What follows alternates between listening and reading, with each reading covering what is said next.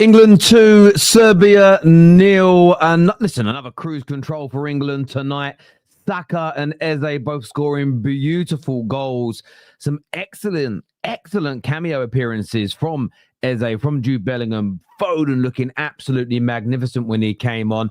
A little edgy at times. I would have liked to have seen, a few more shots. I'd like to have seen a few more goals in this game, a little bit more control in the second half. I thought it was another night where Anderson absolutely shone as well. But do us a favor, please, and like, share, and subscribe to the Football Terrace as we cover the international games. Shock result as well tonight. The Republic of Ireland 2-0 against Portugal, and Cristiano Ronaldo sent off for elbowing Collins. I think that's a massive result in the Emerald Isle. My son, who is half Irish, is absolutely loving it and is buzzing right now. We've been messaging throughout the course of the game. But look, England thoroughly deserved the win tonight. And obviously that's 7 games played for us now. 1 to go. We already qualified, as we already know, but 21 wins from 21, 20 goals scored, 0 conceded. Serbia are out as things stand. They're 4 points off of Albania that won tonight. So that's it. They are done. As we go into the last games and now dead rubbers, there's nothing to play for in this group. And I think that's why the game got a little dicey towards the end, because England were sort of in cruise control, but Serbia were really giving it everything they had. You get this in club football when a team's sort of playing for nothing, and you're up against like a relegation side who are scrapping for their lives and they're throwing Hail Marys to try and do something. But England got the job done. And there's a few things I want to speak about tonight, because I want to go through some individuals that stood out to me. I want to speak about O'Reilly, who had his first game. But I also want to talk about the way Tuchel is treating this squad. I love it. I love every single facet of what he's doing, the way he speaks publicly. I love the fact that he's not picking the best players and he's picking the best team. I love how he is creating internal professional conflict, which is what's needed. It isn't this mamsy-pamsy kind of, it's okay, guys, we're all one. Oh, what about the pathway or gateway of this player? It's, you're the squad. You 3 players are competing with the youth for that position. You 2 for this position. You 3 for that position. You 5 for that position. And it's when you get your chance, go and make yourself be counted. Go and deliver. Make it impossible for me to drop you. And I love that meritocracy. And England, for me, looking very, very good, very, very comfortable as things stand. But look, I want to get your views. I want to get your opinions on this in our comments section below. And I want to make sure, I don't know if the comments are coming through on Stream Builder tonight. Let me see if they are. Let me move my water bottle because I actually can't see. Let me know. It says they're on, but sometimes it takes a little bit of time for them to pull through. Yes, they are coming through, which is nice. I'm going to move that over to here so I don't have to turn my head so far. I end up with a really, really bad headache if I do that. But look, where do we start tonight? I'd say where I'm going to personally start. England were fantastic. Saka is the absolute man. What a substitution appearance from Eze.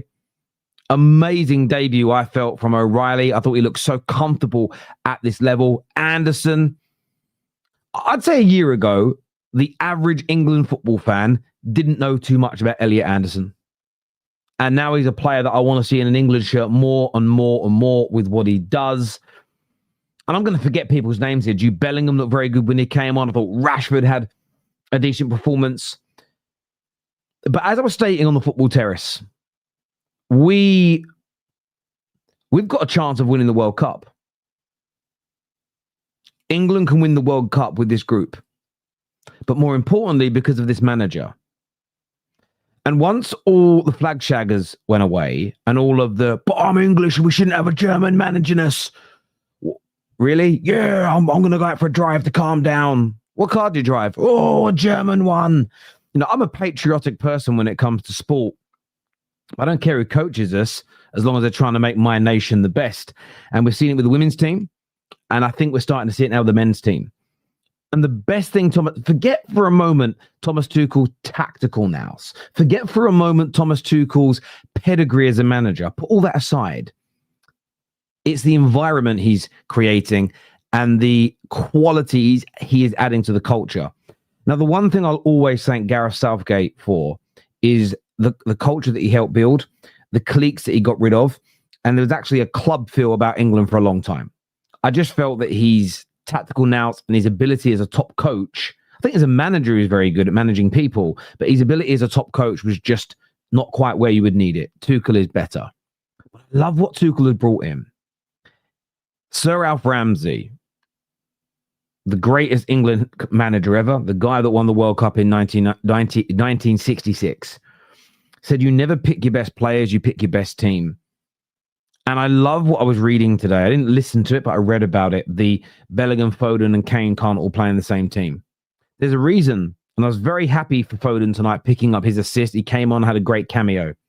But there's a reason that actually when Foden's kind of been forced into the team, maybe there was a reason that last summer Kane was looking like he was over the hill. Bellingham obviously came up with some moments, but wasn't playing like he does at Real Madrid. Tuchel said they can't all be in the same team.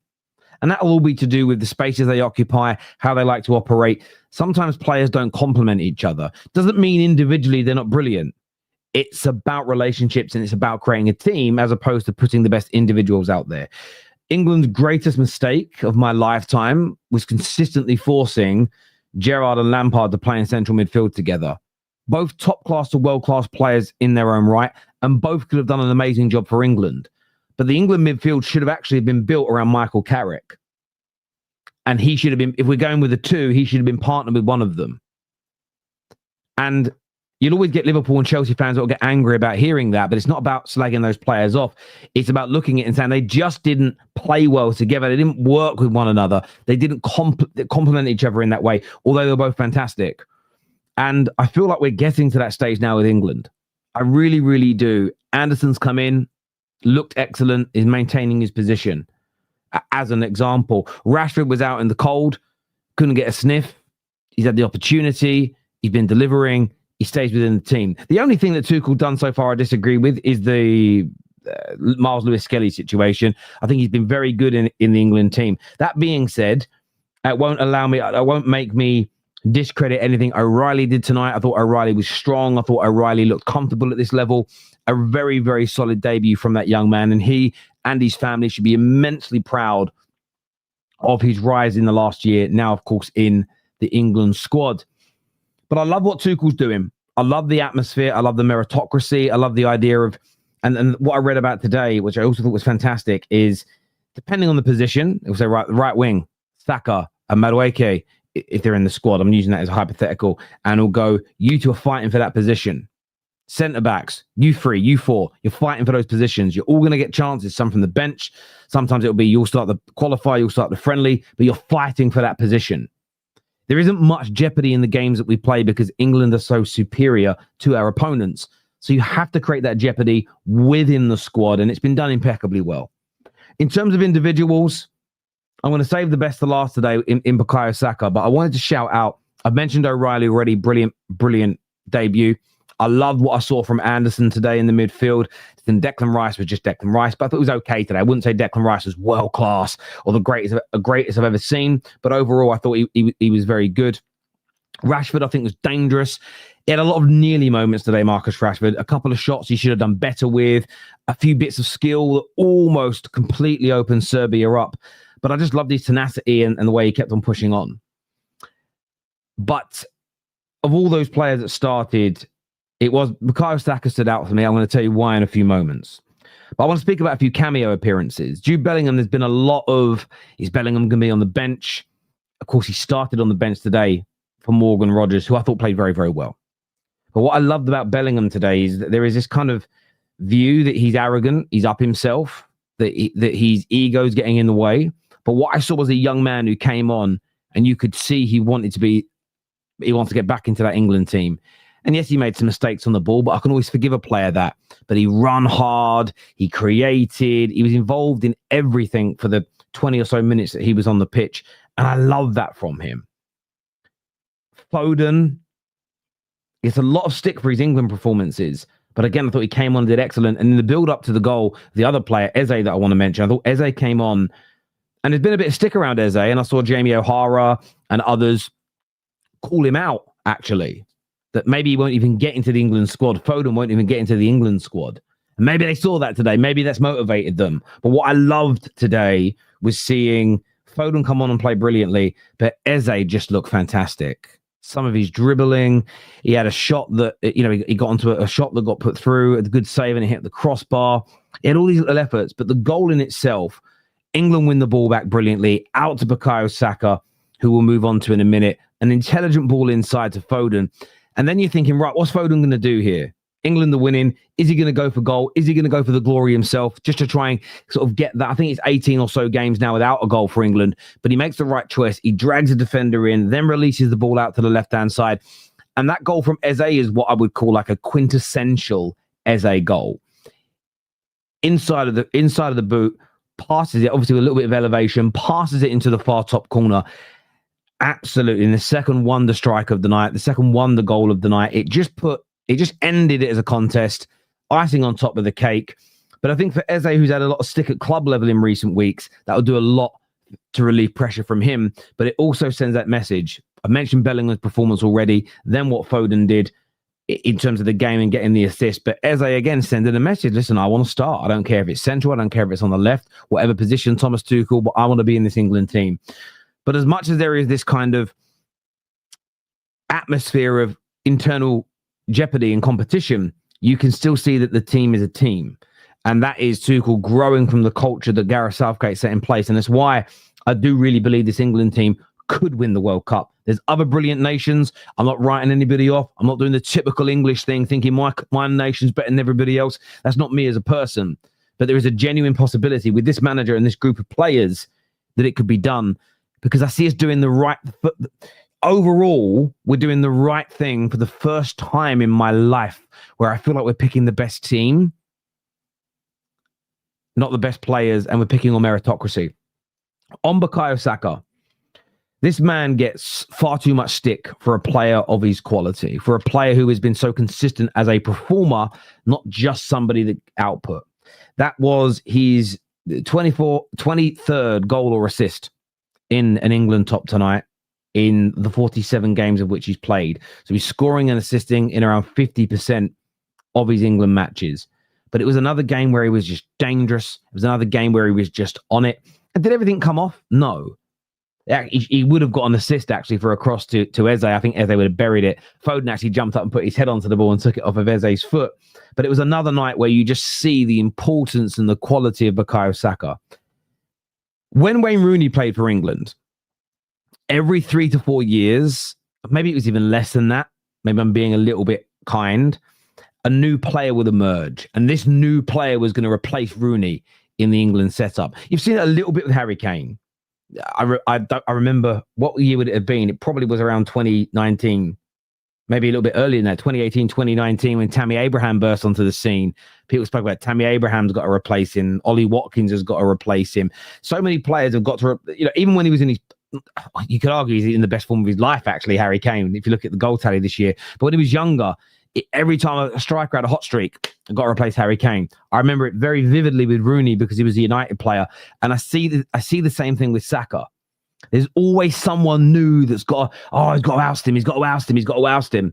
But for me, you look at another new manager has come in and Saka's still the number one choice. That should send a message to everybody, at least on an objective level.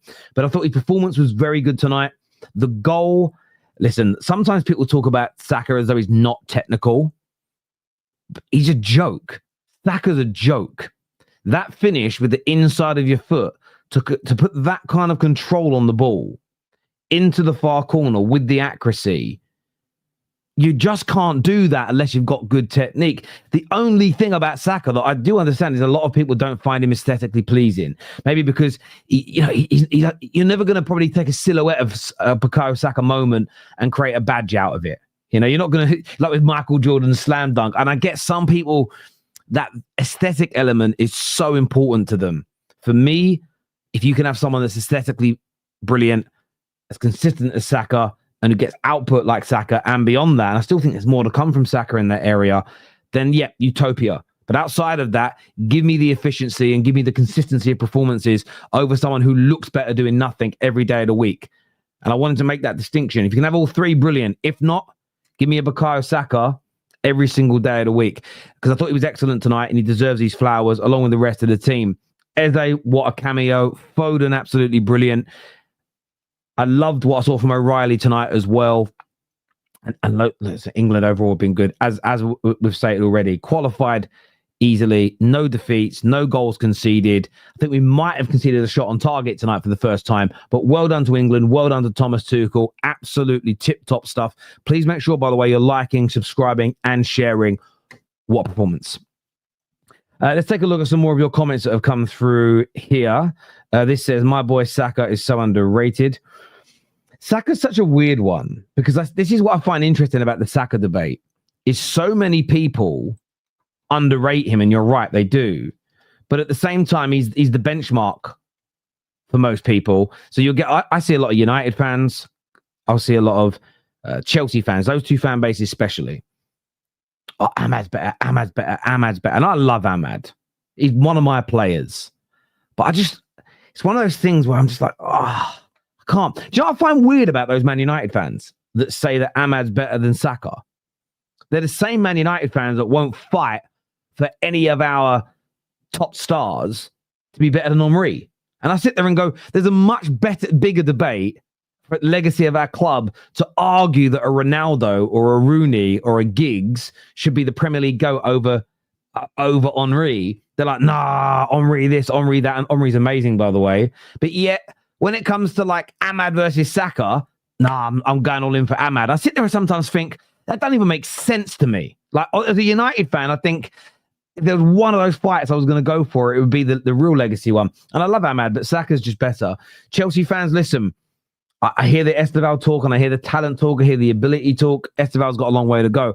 On Palmer, listen, it depends on who you talk to. 1 minute, he's got to be 10. The next minute, he should be on the right. I think if you're arguing right wing, I'm going Saka. Arguing 10, I'm going to go with Palmer all day long. That's my personal view, but I would love to get yours. Except he's injured, Saka has that number 7 shirt and right wing locked in, and has not even played close to his personal best in the last 14 months. No, I agree, and I think that one thing I don't overly push back against is that he was overplayed by Mikel Arteta, and I think that impacted him at the Euros last year. I think it impacted his Arsenal season, and it ended with a really severe injury. And if Arsenal's squad for the previous 2 campaigns was as strong as it is now, maybe there would have been more time to have rested him. You go back to the World Cup in Qatar, which was 3 years ago now. What I was watching that man do at that tournament was amazing. And if against France, 5 or 6 other players would have had his level of performance, we win that game hands down, in my humble opinion. So, yeah, look, excellent player. No country has ever won the World Cup with a foreign manager. However, 2 countries have reached the final with a foreign-born coach. Sweden, 1958. Yeah, look, I mean, look, you'll get those statistics, and there a guy didn't know that. That's good to learn. At the same time, the footballing world changes. At the end of the day, there is no English coach, in my opinion, who in the world who is better than Thomas Tuchel as a coach. Who's the best English coach in the world right now? You probably can say Eddie Howe. If Eddie Howe walks out of Newcastle tomorrow, said I've had enough, I need a rest, and Newcastle announced Thomas Tuchel was coming in, Newcastle fans would have the old boy out and they began mad. Champions League winning coach, they would. So that's the only issue with what you're saying there. It's this case of like, has that been needed? Who are these coaches? You look at some of the nations that we look at as great nations, and you think, well, have they had a fellow countryman managing them? Would there have been a better option elsewhere? Would it have been a better option to bring in a coach in from Spain to manage Brazil in the last few international tournaments like World Cups as an example? Would that have been a better option for them? Maybe not. But yeah, I'd love. Listen, give me your thoughts on that. But I'd still rather a German in Tuchel over any Englishman managing my country right now. I really would. I don't really care about where they're from. And maybe I feel a bit like that because when I was part of Team GB, we had some coaches that weren't. So Team GB became Team England because I won't say which nations in the United Kingdom, but a couple of, in Great Britain, a couple of nations could never get anybody into the squad because the English and the English and Northern Irish dominated. So I'm not saying which ones couldn't get anybody in the squad, but the English and the Irish killed it. So they ended up deciding to split, and it was England, Northern Ireland, Scotland, and Wales had their own nations. But Team England, we had some coaches and people that were helping us that were from other countries, because we recognized that the French had good teams, Germans, we had some Americans that coached us, because we recognized that we needed the best coaches in the world to get the squad to the highest level possible. So maybe because I grew up around that as a kid, it's just never bothered me. And also, I view things sometimes very differently from others. I look at it like this. Some people go, oh, the Germans, will, if we win, we'll be like, oh, yeah, but you only won it because of a German. My view is, look, we won the World Cup with a German. For me, I feel like there's more banter in that. I feel, for me, that's a piss take for them. They didn't win it, and one of their guys helped us win it. I don't view it as we couldn't have won it without him as a negative. I view it as, well, you should have had him, but we have, so screw you. You know what I mean? I'll be the same. That's just me, but I see it differently. And that's that. That means no more to it than that, but thanks. Thank you, Victor, for the sticker you gave, by the way, my friend. I really appreciate that. It doesn't let us put it up on the screen, but I want to thank you. Well, we can do it like that. It's just a sticker that comes through. Thank you very much for doing that. I'm going to bring Ash on to have his say, because Ash is backstage, wants to talk about tonight as well. Let me just move myself. What one am I going to do? Let me just move myself to here and then bring Ash in. How you doing, mate? You all right? Oh, good game again. You know, I do like the international break, so it was nice to watch. I think it was an interesting game seeing Foden be played as like false nine. I don't know if, like, I guess because like we're gonna have that position, we've got the likes of Foden, Palmer, and Bellingham kind of all going for that 10 role. So I don't know if like Thomas Tuchel maybe is thinking bring off Kane later on in the game and do that sort of kind of position. I mean, it looks okay, but look, Phil Foden got the ball out to Eze that did a beautiful goal, so can't complain. It was a very easy performance. Yeah, I mean, do you know what I like about it? Listen, like for like swaps, I think, are really important in football. Yeah. But what I was thinking about during the game is, well, wouldn't it be nice to, because you would imagine Ollie Watkins will be in the squad. There might be another number 9. There might be a couple of number 9s that come, 3 number 9s. But wouldn't it be good to, between now and then, work on an option where you think, oh, an out and out number 9 isn't working today. What if we go false 9? What if we can play in a different way to give the opponents a different problem? Because, you know, the reason why I think that is one of the biggest issues that people have with Ruben Amorim is that every change is just like for like. The shape don't change, the roles don't change. He just moves different personnel into the positions. So I was thinking, well, if that's criticized, then it surely can't be criticized that you have a change, you have a plan B, if you like, which isn't just stick Harry Maguire up front or Dan Burn, whoever it may be. But what did you make of some of the individuals tonight? Who stood out for you in the England team? To be fair, for me, Nico Riley and Reece James, I think, had a very, very good performance. I think Nico Riley looked very much at home. Like, bear in mind, being that his debut, obviously, I think he didn't really put a foot wrong.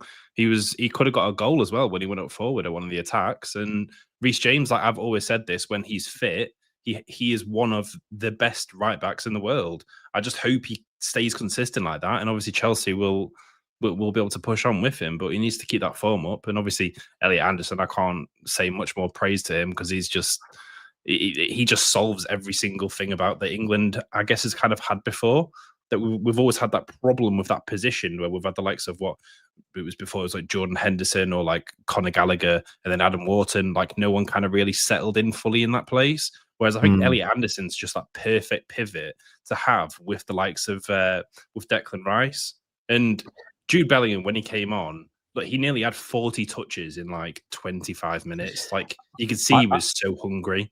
I don't get the disrespect people put towards Jude Bellingham. I think fair enough. I think some of it, honestly, is a lot of people do you wear the same number at Real Madrid as Zidane, and so they do those comparisons. And I think some people take it personally as if to go, but he doesn't play like Zidane. He hasn't got a touch like Zidane. He's not like he's not a poetry player like Zidane. Therefore, you can't compare him. And I sometimes sit there and think, I think first, the toaster alarm goes off, like toaster person, woo, woo, woo. Nobody's saying he plays like him. They're talking about his impact in the Real Madrid team in terms of he came in and he, in a different way, was so influential in winning matches. I didn't think it needed to be explained, but it obviously does with a lot of people. But I love what he did when he came on. But I liked what all the subs did when they came on today, because we went a little bit stale in the game. And it's why I praise Tuchel so much. They all came on and went, no disrespect, Rodgers. No disrespect, Rashford. No disrespect, Kane.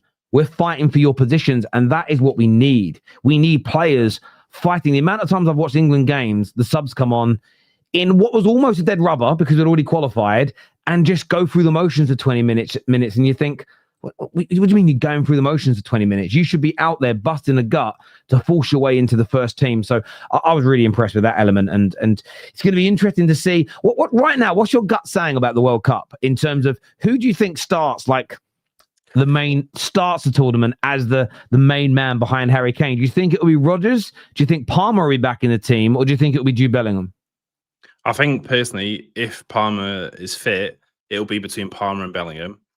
I think it's all about, because the thing that I am very happy and appreciative about Tuchel is he is looking at current performance and how people are. So I think it'll all just depend on how either one of them two are kicking off at the time. And my gut feeling says it'll probably be Bellingham, but I think it'll all depend on how they are going match to match, where it could be either one starts. And look, as an English fan, to have the competition of Jude Bellingham or Cole Palmer to be fighting over that position, it's just unbelievable. And look, I think it's right now, international football is getting to a point where amazing managers are getting into it. Like obviously you got the likes of Ancelotti going over to Brazil, so it's looking good, and it's actually going to be a very good tournament, I think. And we do have the ability to kick on and go towards the final. I won't say we're going to win it again because I've had my hopes up too many times under Southgate. But yeah, no, it'll be good to see. Like obviously, the only other good international coach that we could technically say we had was Fabio Capello, but he didn't really do massive amounts compared to what it looks like Tuchel and Southgate's obviously accomplished. So let's just see how it goes. But it's looking good. And also, there is one thing I wanted to say. There is an absolute madness that's going on still. Erling Haaland got another 2 goals again tonight. I haven't even looked at that game and that result, to be honest with you. I didn't even look, but look, he's just something else, man. Yeah, he is something else as well. I mean, crazy results. In France had a good result tonight. I think Mbappe scored like his 400th career goal tonight. Yep. 2 goals. TK got a goal. Yeah, there we go. I mean, Osman got 2 goals as well. It's going to be a brilliant tournament. There's no doubt about it. I'm excited about it. I'd like the Irish to get there because it'd be good for me and my son, as he's half Irish, to kind of enjoy that together. But I also feel what you just said there about who's going to start.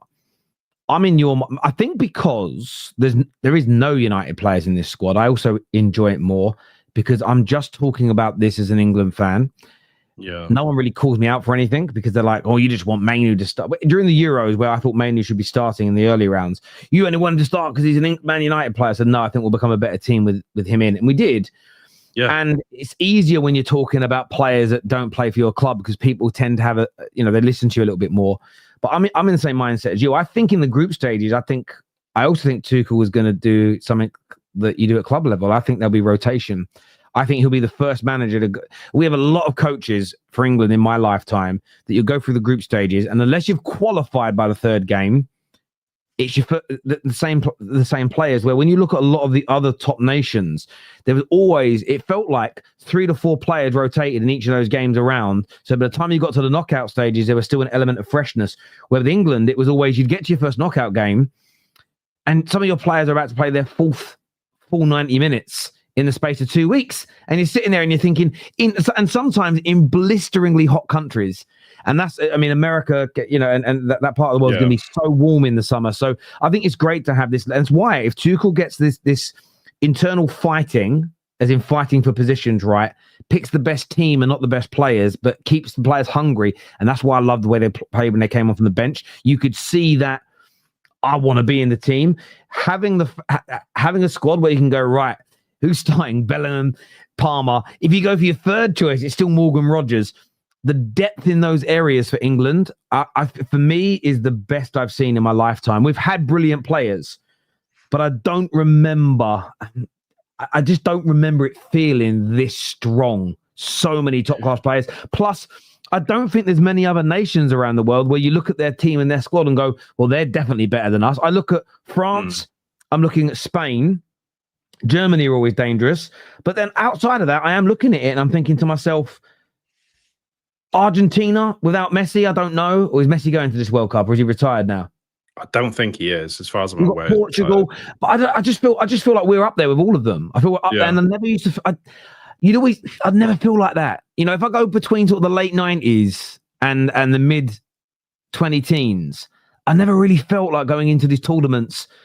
I just look at all the other squads and go, bloody hell, look at Italy, look at Spain. I thought they were light years ahead of us, especially on a technical level. So, yeah, it's going to be, what does someone say about Messi? Is he retired? So apparently he is going to the World Cup. Oh, he's going to go to the World Cup. Fair enough.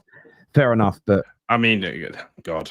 Yeah, but like I said, like even the likes of I can't write Brazil off with having Ancelotti as their manager. Like, true. It's going to be great. Like I said, I was slightly worried when Saka after he scored the goal, when he did like the rotation thing. I thought he might have had an injury. That I was slightly worried about that because I obviously say even for an English point of view, you don't want him coming off, and he looked very good. But yeah, no, I agree. I agree. I think the thing with Brazil, when you mentioned Brazil, the issue is when I think about the England team, and I know we had the golden generation. So like I look at that England team and I look at our current squad, and there is such a strong debate for a lot of our current players to be in those England squads. A lot of strong debate. Like a lot of people would go, I'd put Reece James in over Gary Neville, and I love Gary Neville, but I get why people would do that. When you listen, I know, Ashley Cole would get in the team still. The centre backs probably would, but with the way modern day football's played, we're picking Pickford. Then you start getting Harry Kane starting that game as an example.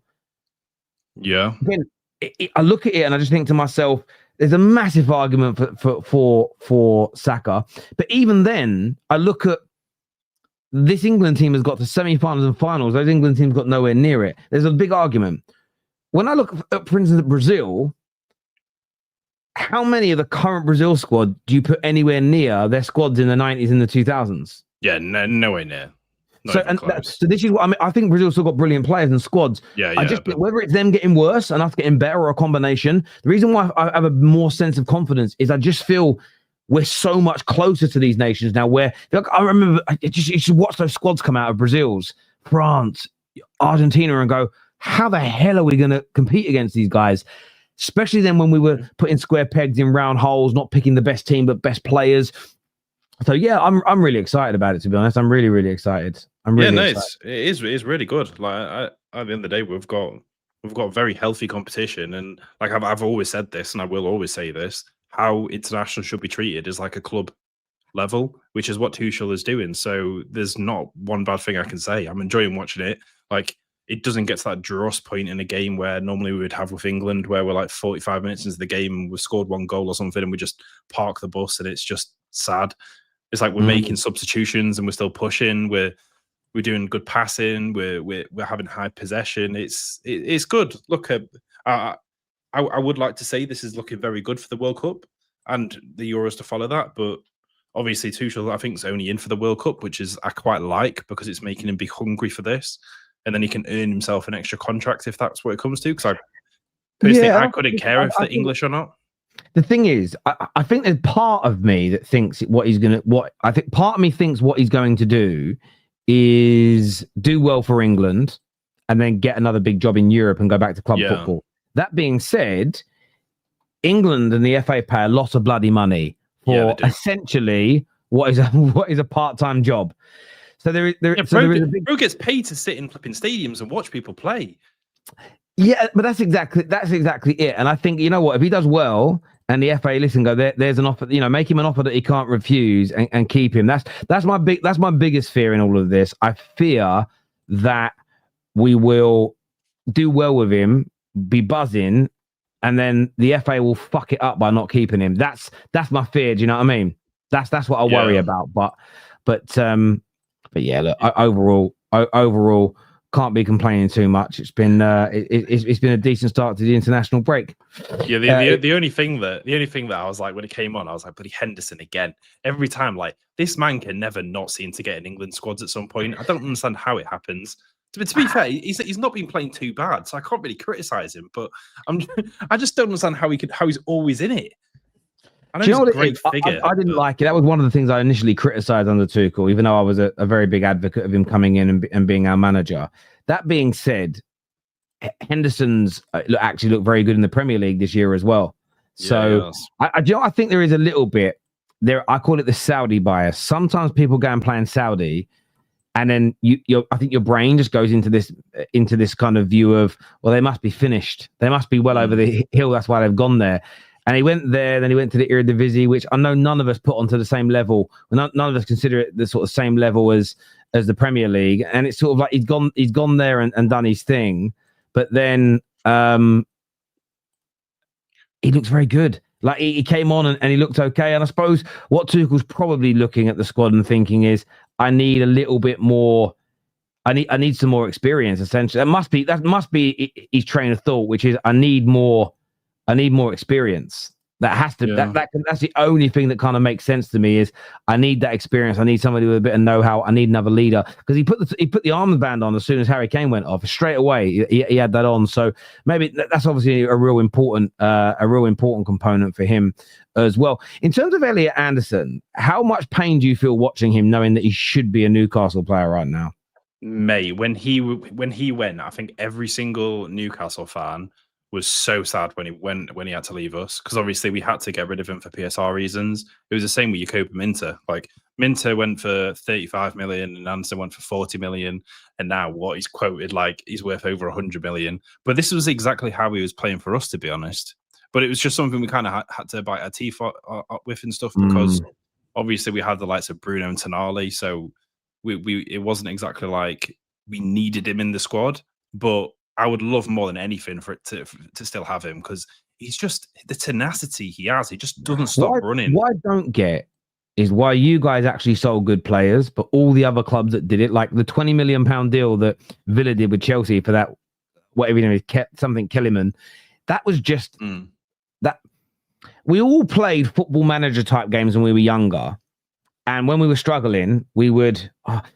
I'm taking over you take over another team, put your brother's name in, take over another team, and then you'd buy a shit player from your reserves with the money of that team for too much money, right? We all did that, and I know we did because 3 or 4 of my friends taught me it, and I was like, oh, you guys actually do it. And when you're a kid, you cheat on computer games if you can, because that's what children do. That's what I felt like those deals were. It was, right, we need 20 million, we'll sell us one of your shitters. You lot actually sold 2 very good players. You actually got rid of 2 really good players, which is crazy. Crazy. Yeah. Well, it's what PSR does, I guess, isn't it? But it's how we go about it. And at the end of the day, we're coming off better. It's one of those things that every club, sometimes you'll end up having to get rid of one of your great players. Like, say, if you guys have to get rid of Kobe Mainoo, like, I think everyone can see how good he actually is. So it might end up becoming good and be sort of a similar position as what Elliot Anderson is. Like, obviously, when he was with us, we didn't have him doing exactly what he's been doing for England and Forest, because, like I said, we've had Bruno and Tonali in that sort of area. So, yeah. But, I mean, we always saw the quality that he had. And I'm pretty sure he was part Scottish and ended up choosing England over playing for them. So, yeah, it's you got to respect it. He's got a lot of hunger for English football. No, I hear that. We have a few more super chats here that have come through. You beautiful, generous people. It says Ireland beat Portugal 2-0. Ronaldo red card. Huge night for the Irish football. Come on, you boys in green. Yeah, I had both games on at the same time. I always tune in. I watch a lot of Portugal games anyway, because of Ronaldo and Bruno, although Bruno wasn't playing tonight. But the Irish were fantastic, even up into the red card in the second half. Fantastic. Massive value for their lead, and it's giving themselves great hope. And as you say, brilliant night. And for anyone that doesn't understand, it might just be that your competence on international football. When the Irish or the Northern Irish or the Scottish or the Welsh beat a team the size of Portugal, it is gargantuan. Just much smaller nations, far less money being put into the sport and stars. And fantastic night. And this also here says, "Come on, you boys in green, thrash Portugal," and you did. You did thrash them. You were so much better than they were tonight. Look, I want to thank everyone who's tuned into the show. This is going to redirect you to Sam's channel. So go please support my brother over there tonight, everybody, if you would be so kind. This will redirect all of you there. I'm going to be back tomorrow with Straight Facts and a few other shows. But until next time, people, take care. Goodbye. God bless. And we'll see you all again very, very soon. Peace.